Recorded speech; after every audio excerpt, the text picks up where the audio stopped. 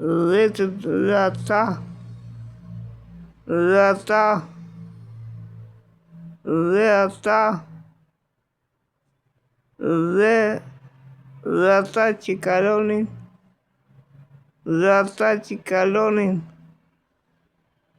ata që kalonin aty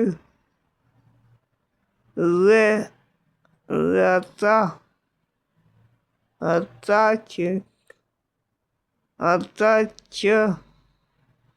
ata që kalonin aty afër blasfemonin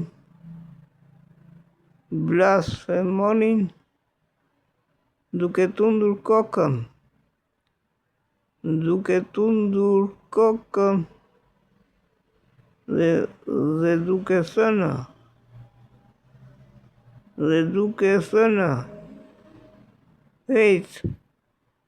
Hej ti që e prish tempullin dhe e ndërton në 3 dita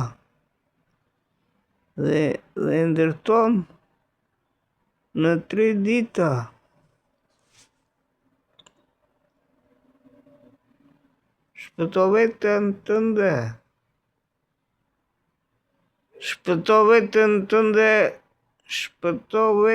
tënde dhe zbrit nga kryqi. Shpëto veten tënde dhe zbrit nga kryqi.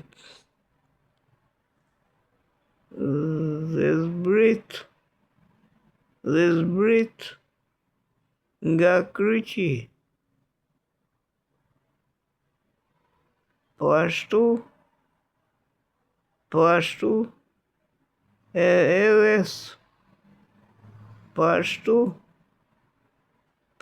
ashtu edhe kryepreftorinjt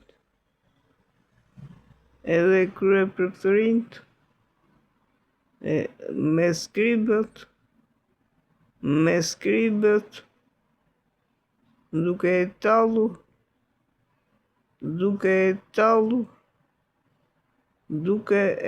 tallur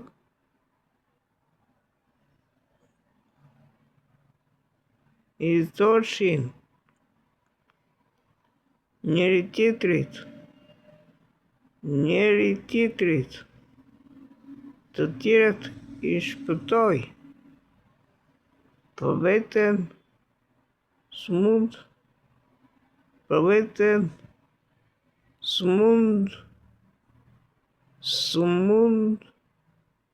ta shpëtoi.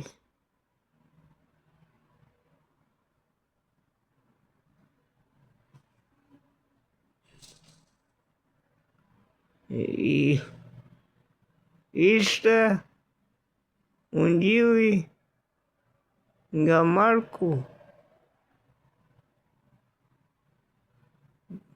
vargu 29, kapitulli 16. Kapitulli 15, vargu 29, kapitulli 15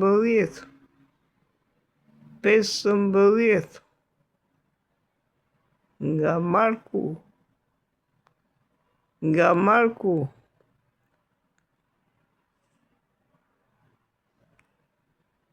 Historia e Krishtit në vetvete ishte paracaktuar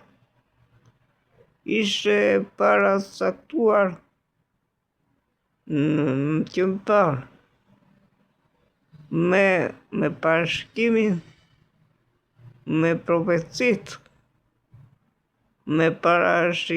e profecive.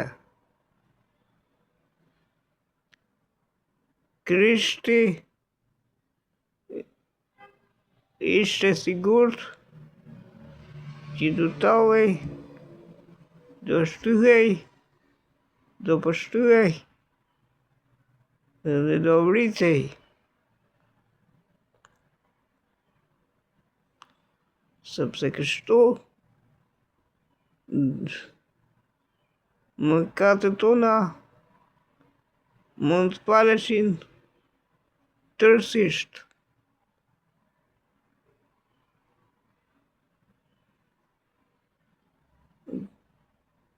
Bibla thot, në Bibël thuhet që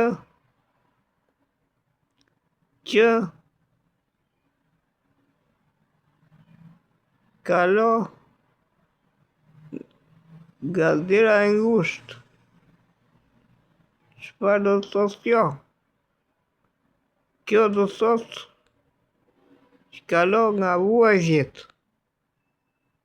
Kalo nga vuajtjet dhe dera e ngushtë simbolizon vuajtjet e çdo njeriu që kalon në jetë. Dhe Krishti e kaloi derën e ngushtë plot me dinjitet dhe pa zë, pa ngritur zërin, pa ngritur fare zërin, sepse në qoftë se do të kesh ngritur zërin, Perëndia atë do të lëshonte zjarr nga qielli.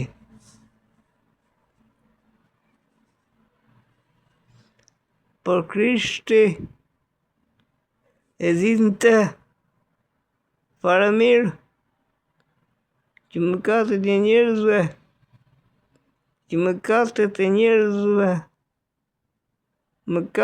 njerëzve duhet faleshin. Dhe I fali, duke marrë përsipër.